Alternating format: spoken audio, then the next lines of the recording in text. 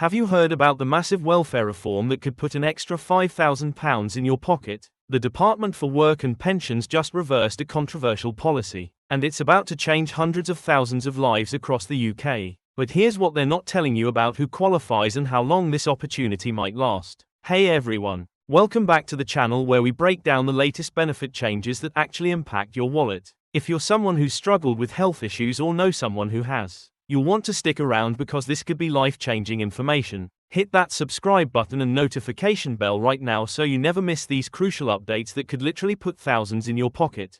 So what exactly is this new DWP rule change that has everyone talking? In a dramatic policy shift, the Labour government has decided to reverse the Conservative Party's welfare reforms from November 2023. These previous reforms would have forced more people with mobility problems and mental health issues to seek employment. But after a High Court ruling in January that deemed the consultation on these changes unlawful, everything has been thrown into reverse.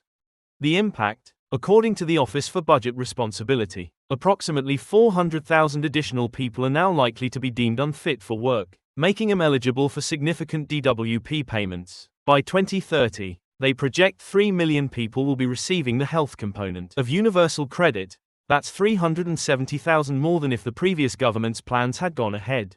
Now, I know what you're thinking, but how much money are we actually talking about here? Well, hold on to your seats, folks, because it's substantial. Those on the limited capability for work or work-related activity component of universal credit currently receive about £5,000 annually more than standard job seekers. And here's the kicker, they're not obliged to seek employment. That's right, an extra £5,000 a year without the pressure of job hunting when your health makes that difficult.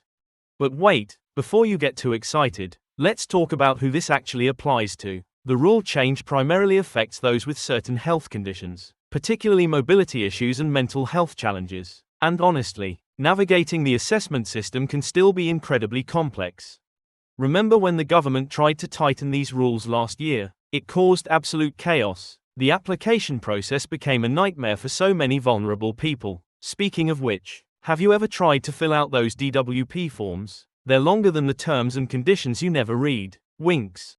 Now, there's something crucial you need to understand about this change. The government isn't just being generous here. This reversal comes after the High Court found the previous consultation process was unlawful. So this isn't charity, it's a legal correction to a flawed policy. That said, it's going to make a massive difference to hundreds of thousands of people who genuinely need support. Let's talk numbers for a moment. Currently, about 1.8 million people are on this limited capability component of universal credit. But with this change, that number is expected to grow significantly. The question is this sustainable long term? The debate around welfare spending is heating up, with some economists warning about the impact on public finances.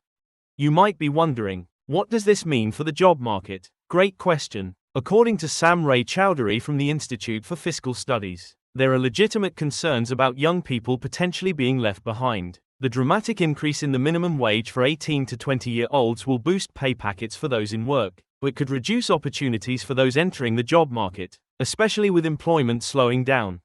Here's something that might surprise you. Spells of unemployment early in people's careers can have lasting effects on their entire working lives. It's not just about missing a paycheck now, it's about potentially lower earnings for decades to come. So while this change helps those unable to work, we need to be mindful of unintended consequences.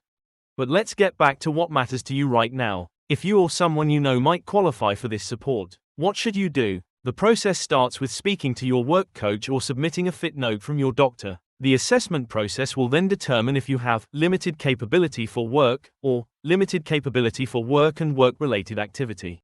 And here's a tip not everyone knows. You can request a reassessment if your condition has changed or if you think a previous assessment didn't fully account for your health issues. Many successful claims come after an initial rejection, so persistence can pay off. I've got to be honest with you though, the government isn't advertising this change widely. A DWP spokesperson told The Times that they still intend to eliminate assessments, which has long been a gateway to a life on benefits. They're simultaneously launching a £1 billion employment support package to help sick and disabled people into work. So this policy shift is something of a balancing act.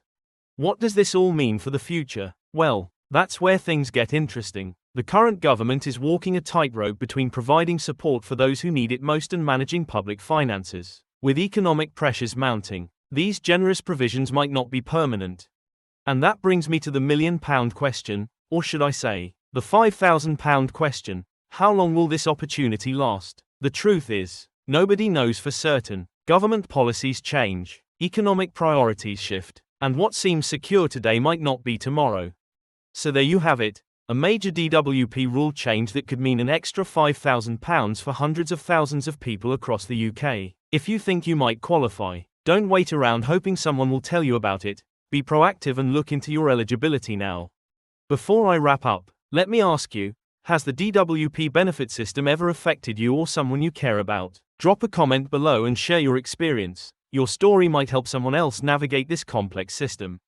And remember, information is power, especially when it comes to getting the benefits you're entitled to. So if this video helped you, please give it a thumbs up and share it with anyone who might benefit. Subscribe to our channel for more updates on benefits, financial support, and money-saving tips that actually work in today's economy.